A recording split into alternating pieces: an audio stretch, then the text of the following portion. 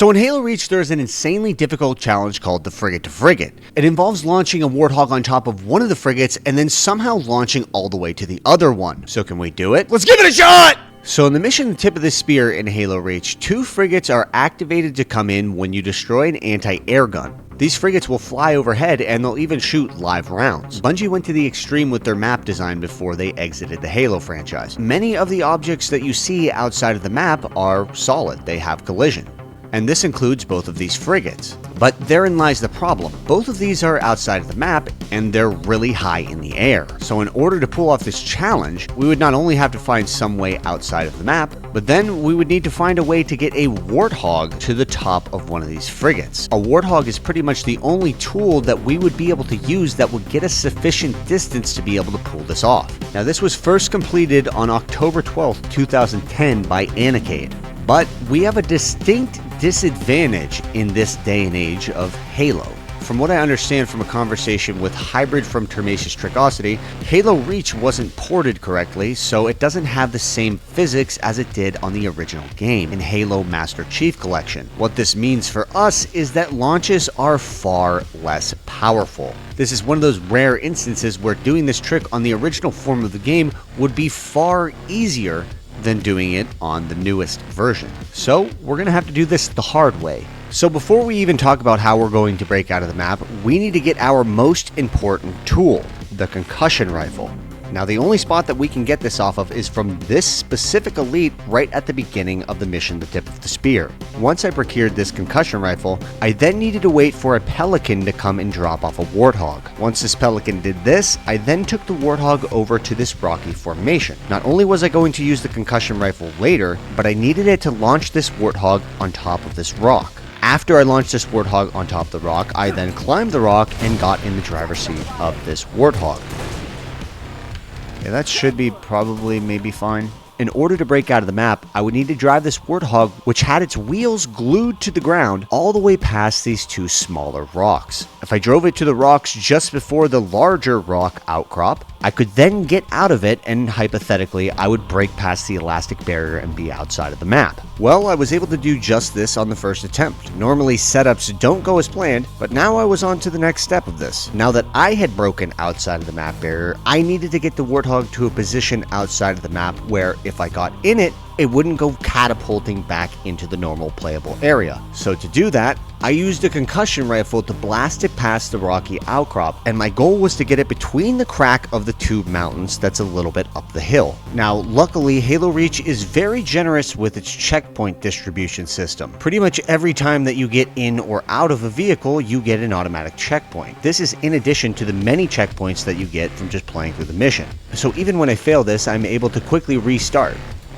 Now, while I'm getting this Warthog to a place where it will become drivable outside of the map, I need to explain exactly why I need this Warthog. Besides needing this vehicle to even start this trick, there are 2 primary reasons why I need to get it outside of the map. I need to use this Warthog to launch on top of one of the frigates. Then, I need to use the Warthog to launch from one frigate to the other. Outside of some maps in Halo Reach, there are live Scarabs, and these Scarabs have very weird gravity properties. If you drive a vehicle into their legs before they explode, they will shoot you really high in the air. But we'll explain this a little bit later, as there is a very specific path that you have to take this Warthog on in order to be able to survive all the way to the Scarab.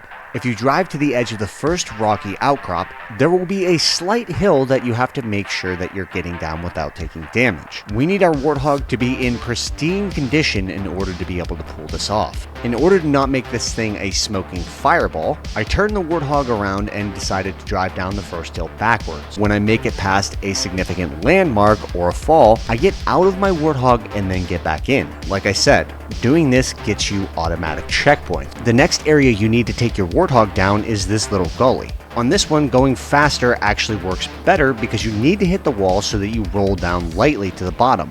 Now we need to make it down one more drop to the bottom of this water. This is usually the most difficult part of this, but I was able to make it down unscathed. Now that I made it down to the bottom of the basin of this river, we were on to our last and trickiest part of getting this Warthog outside of the map and getting all the way to the Scarab. If you follow this river all the way to the end, you will explode. There is a very tight map barrier that automatically kills you right by this cliffside. So in order to get around this, I needed to use this concussion rifle to get it on top of this rock. Then, if I drove the Warthog closely enough against the edge of this rock, I would be able to slip past the normal death barrier.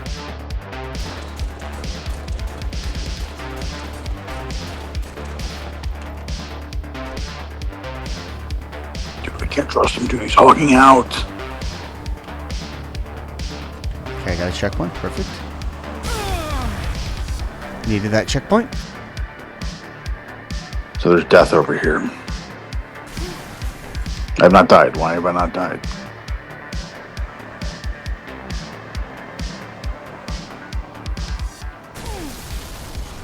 It only blows you up.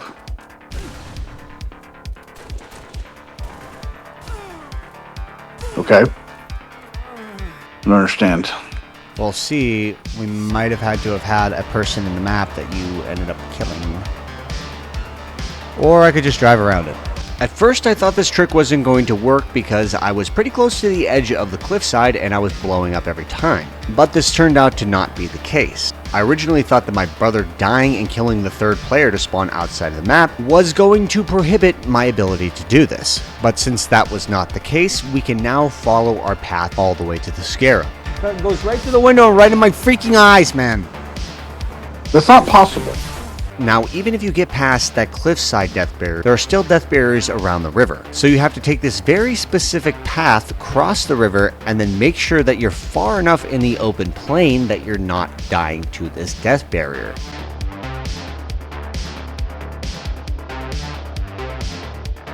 You're gay. Hey. How about that? How about I boot you? I end this game for all of us. Okay, I'll just go do whatever I'm going to do. What a genius mechanic. I remember the reason why, though, because you could get some people in campaign, they would just grief you over and over, and there's nothing you could do about it other than end the game, no matter how far you were into something or how difficult that thing would have been. Yeah, but it's still no point in booting them. You might as well just quit. Yeah, you might as well just end the game and kick them. If you shoot back towards where the general map area is, you will encounter a bunch of placeholder warthogs, ghosts, and vehicles. If you keep following these low poly vehicles, eventually you will see the Scarabs outside of the map. Now, I parked my Warthog roughly where I would need to be in order to quickly drive to the Scarab's leg. Eventually, these Scarabs blow up. Then, my brother died so that he could spawn on me outside of the map and join me on this flying journey. But very quickly, I realized that both players were outside of the map because when my brother got outside of the map earlier, he killed the third player while doing it. Basically, this means that we couldn't destroy the AA gun that is required to activate the frigates to come in. The only way that I can get back in the map is with the Warthog and get the Scarab to fling me out, but then we don't have the Warthog, so... the quickest setup ever. Dude, why'd you let me come out? This is all your fault. Well, I didn't let you come out. You killed the player in the map. This is the problem. Yeah, and then you did it the first time, then I did it. So I didn't even ever get to control the player, dude. I saw you turn around, and you like, yeah, sorry. And then you killed him. That's tacit approval, dude. You don't know what the word tacit means. It means that you have a big, fat, ugly head. See, I knew it. I knew you didn't know. What's it mean then? I don't know. Exactly. Tacitly, dude.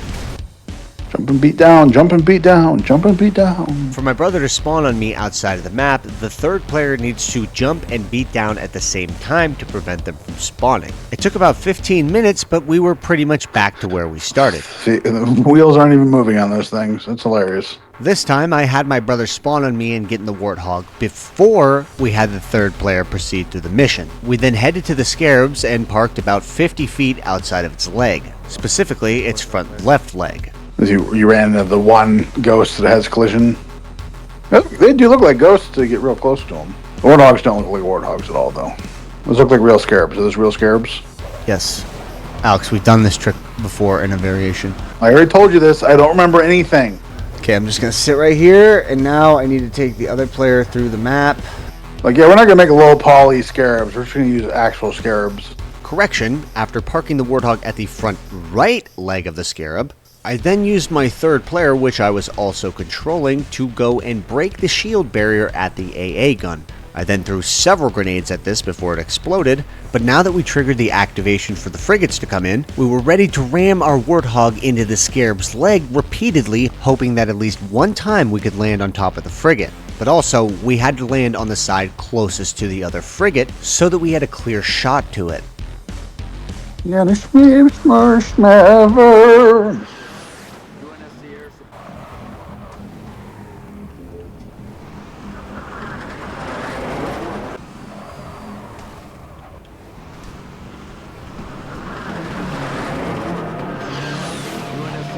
Record time? Question mark? Question mark. Dude, I'm flying! We landed on the wrong side of it. No. No. Caught on the third track.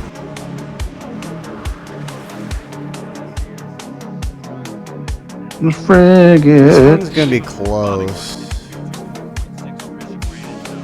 I know shit got out.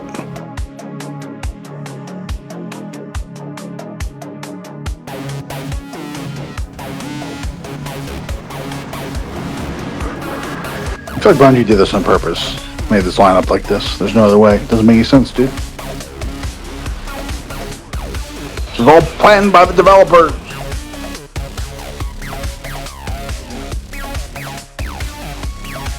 Maybe a little short. Just a little bit.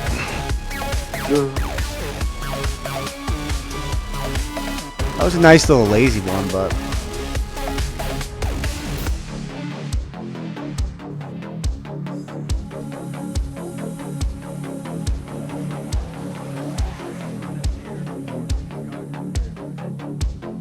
This one, Yeah, really close.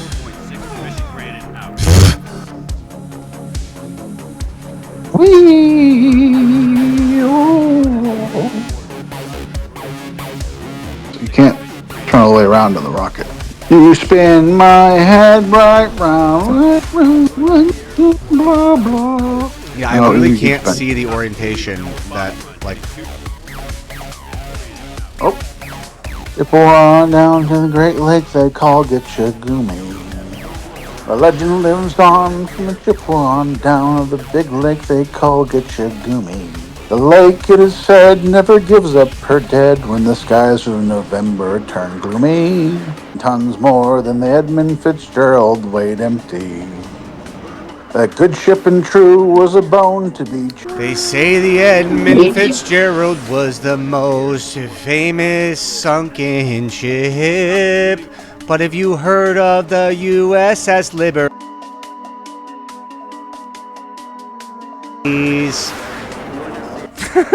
Keep that in. I dare you to keep that in. Including some terms with a couple of steel firms when they left fully loaded for Cleveland. I love how we got it on the third freaking try, and now we just can't land on the other side, which is all that we wanted. So putting all the jovial singing aside, we were already an hour into this, and we hadn't even gotten onto the frigate, which was the first step in doing this. We would need to lock in, and soon. Actually, you see, we didn't, our testicle was not facing north, so we couldn't do it. Testicle? My testicles weren't facing north. Alright, we gotta redo a 3-hour trick.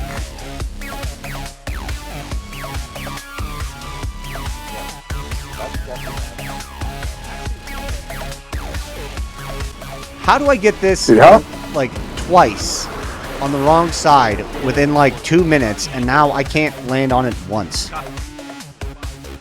And Howie Newton on X is hysterical.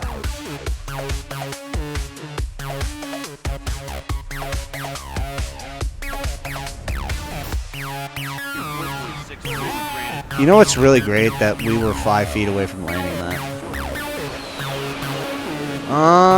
No, close. Don't worry, guys. Fellas, it's been good to know ya. Maybe you're just too fat and you're weighing me down. Okay, I'll get out. Goodbye.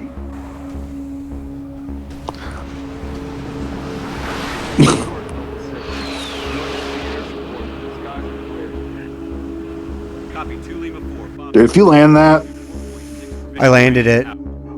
that's so disrespectful. So disrespectful. Now that we successfully landed the Warthog on top of the frigate and got it to the right side, it was now time to set this up. I can't believe you. The plan is to park the Warthog parallel to the frigate in the distance. In order to get the distance for this launch, I planned on standing at the back of one side of the rear of the Warthog. My objective was to throw a frag grenade at the Warthog and shoot a concussion rifle at the top back of the bumper while the frag explodes. This is pretty much the only way to be able to get the distance in Master Chief Collection. Now, while I do this, the plan is for my brother to stand on the other side of the back of the Warthog and then time his jump so that he's going at the right angle and trajectory in the air to be able to land on the other frigate. However, this is much easier said than done. I've tried this at least 4 times in the past, and I was never able to once land on the frigate. But also, I was never the person controlling the concussion rifle shot and the grenade. So hypothetically, I should be able to get Alex a bunch of good attempts. Now, the reason I really needed a third player in this lobby was to activate a checkpoint, which can only be done by getting in the Warthog and getting out. Now, if you do it quickly enough, the checkpoint will occur after the player has already exited the Warthog. This will allow us to get as many attempts as fast as we possibly can. But now, it's time to see if we can pull this off.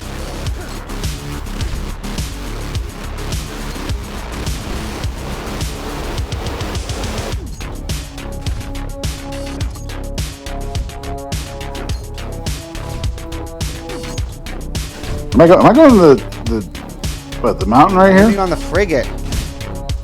Oh. I don't know that I have enough. Oh, maybe. It's closer. Time to jump with my nades. I'm not even looking at you. How am I supposed to know? You can hear it. I play with no sound on, but alright. Wrong way! Up a little bit later. Oh, too late. To the left a little bit. So we had already been doing this for about 10 minutes, and we only had one attempt that even came close to the frigate, and even then it was well short. So I decided to have my brother just practice timing the jump with me using only the concussion rifle and no grenade. This seemed to work out pretty well, as we were able to get the hang of this and start getting consistently far launches. Well, not quite, but closer. If only I was more forward.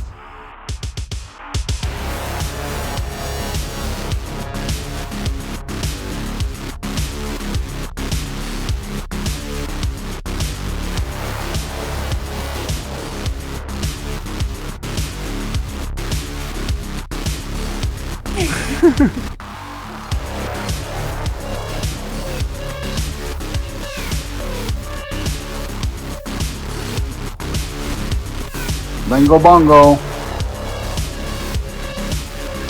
Bongo bambo. I don't think Mr. Chief makes any noise when he throws a grenade.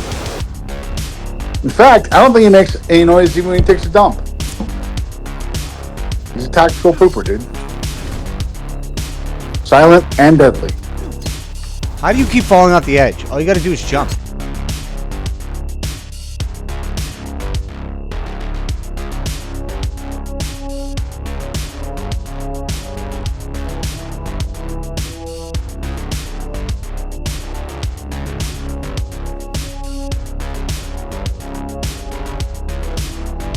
You're getting another call from High Command asking us why our Warthog budget is so high.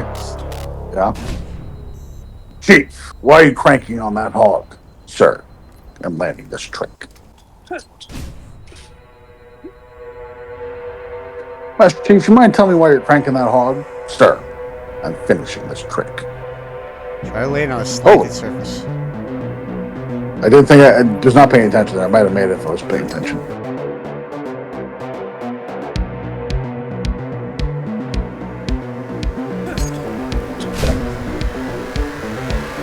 Okay. Let's see if I can back it up a little bit. Yeah, I cleared it. Nice. So long, Sammy.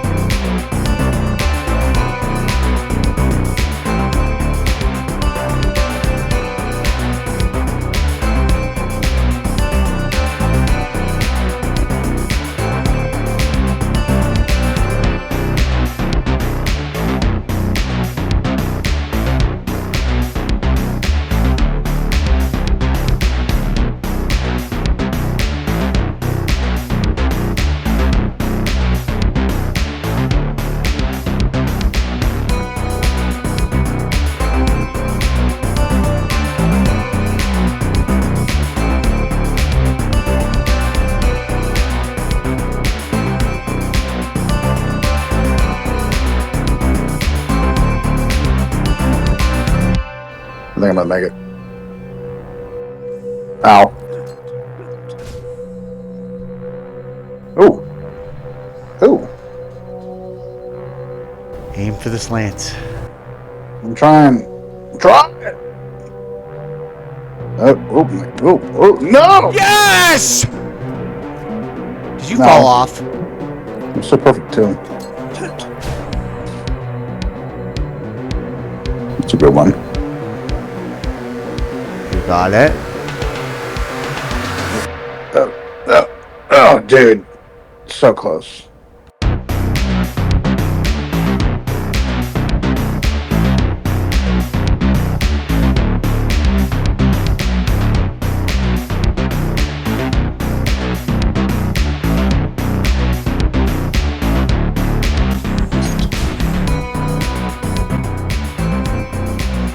Okay, We got the distance. that's it.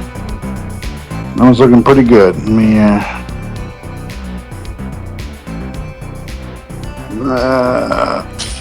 really?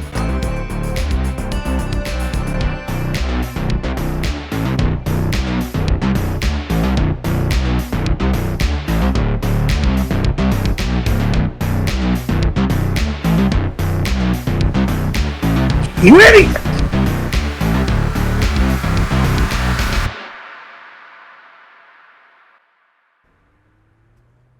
Oh? Nice! Dude! That was sick, dude.